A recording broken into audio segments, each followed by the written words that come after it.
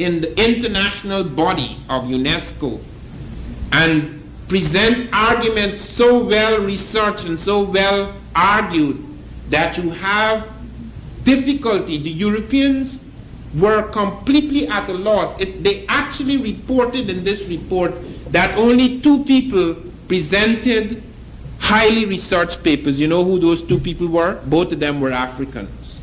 The only 2 Africans at the conference presented highly scholarly papers.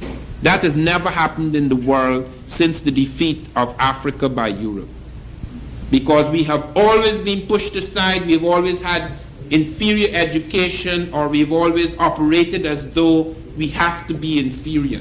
Regardless of protest, many blacks do that. And when I come into the university, I have to spend at least 3 weeks getting the class into a different state of consciousness before you can even begin to teach. Because people come there already bombed and blasted. Their brains are being bombed. They're excited by the lectures, but they're not learning anything. They refuse to read a book. They refuse to read a single article. And you could talk to them. I would have a lecture in which I would show them that they've discovered a kingdom in the Middle East known as Star-Seti. The Nile Valley should be called, and that is the first kingdom found in the world, and it is black. It has 12 black kings. And I put on the board TA-SETI, Tar-Seti, and I said, look, you must remember this because this is the beginning of civilization in the Nile Valley, and it is to have a profound influence on Egypt. You come to the next class. This is Monday morning's class. You come to the class on Thursday. There are about 30-something students in the class. And you say, what is the significance of Tar-Seti? They never heard of Tar-Seti. That is Monday morning, you know. You can't teach. Hence, you have to bludgeon them with a totally different kind of thing. And you can't even ask them any questions. You have to train them anew. You have to feed them with whole new facts about Africa and blacks before they can even begin to think afresh. Because they have already closed down their mind to anything black. They would like to say, yes, blacks are this and blacks are that. But if you ask them to prove it, they don't know where the proof is. Van Sertima said so, which is not good enough.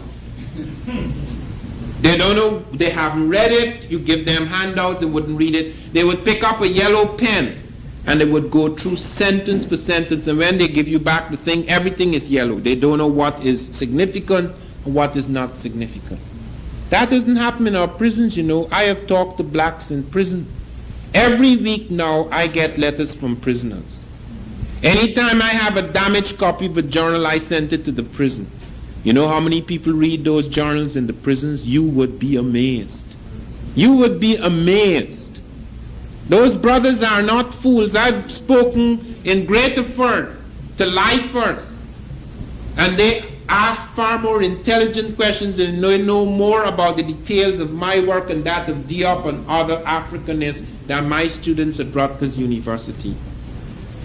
And this is something, therefore, we have to be very careful about. We have got to educate ourselves about these things, because make no mistake about it, you may not in your lifetime be able to shift this system significantly enough off of its center to make a difference.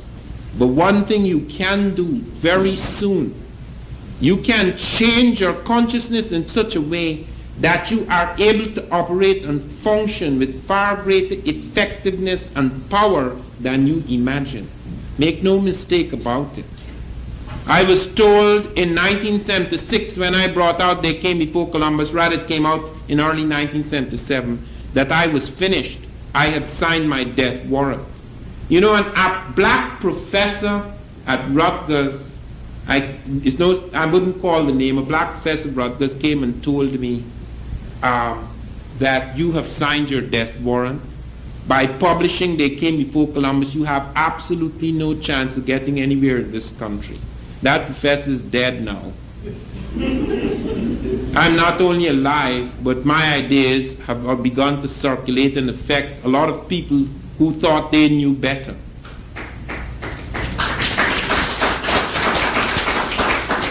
And one is very much aware in one's own life that when I was a boy, I was absolutely persuaded and convinced by older people that the sun would never set on the British Empire. I really believed that in the way you would believe in the Bible.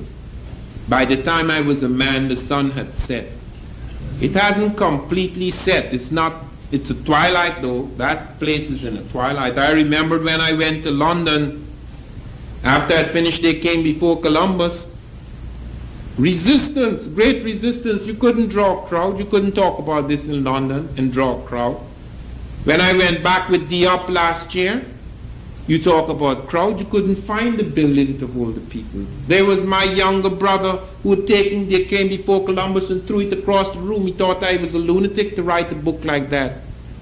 He said, "You spent 10 years studying Africans? I know they hunt lions, very brave men, but what else?"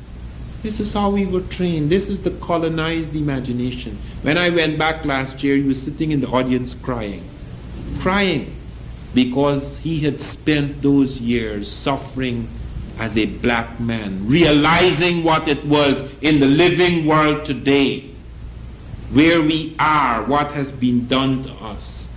And therefore he was ready to hear. And when he heard the words for the first time going right through his system, he cried, because he knew what a long time he had spent in darkness. Let me read just a page about what happened at this Cairo conference with Diop. His greatest strength, this is from my editorial of the book that comes out next month. His greatest strength lay in linguistics. Assisted by the Congolese Egyptologist and linguist Théophile Obenga, now president of the Center for Bantu Studies in Brazzaville, Diop established at the UNESCO Conference on the Peopling of Ancient Egypt that the Egyptian language was African and that it was genetically related to a family of African languages, including his own native Wolof.